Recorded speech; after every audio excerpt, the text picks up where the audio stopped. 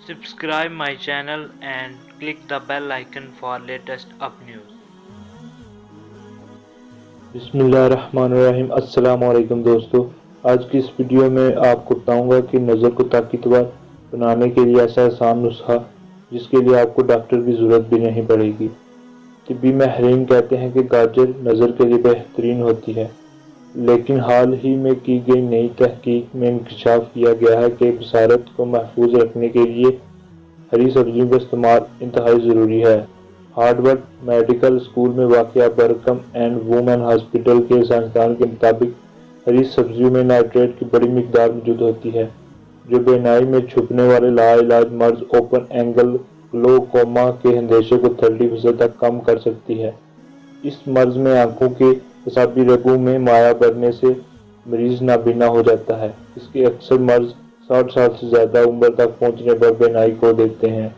اسی طرح ماہرین نے یہ بھی کہا کہ سبز پتوں والی سبزیاں جسم میں خون کی گردش کو بہتر اور آنکھوں کی بصارت بحال رکھنے میں مدد دیتی ہیں۔ ماہرین نے اپنی تحقیق کے دوران 64,000 سے زیادہ افراد کا جائزہ لیا، وقفے وقفے سے ان کی تحقیق کا معائنہ کیا۔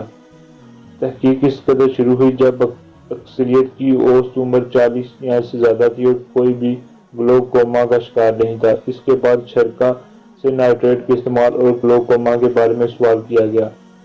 تحقیق کے دوران پتہ چلا کہ جن افراد نے ہفتے میں 2 سے 3 مرتبہ سبز پتوں کا ساگ یا کوئی اور ڈش کھائی تھی، ان میں گلوکوما بننے کی شرح 20 سے 30% تک کم نوٹ کی گئی۔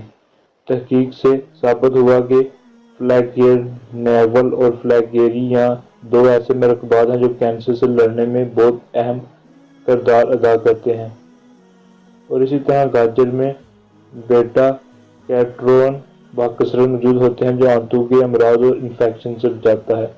کینسر جیسے موذی امراض میں گاجر کا استعمال سب سے بہتر ہے۔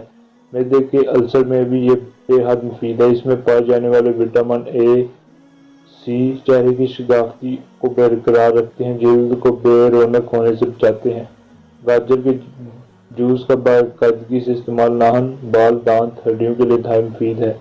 طبی ماہرین کہتے ہیں کہ گاجر میں وٹامن اے، آئی سمیت کئی ایسے قدرتی اجزاء پائے جاتے ہیں جو انسانی صحت کے لیے انتہائی اہم ہیں۔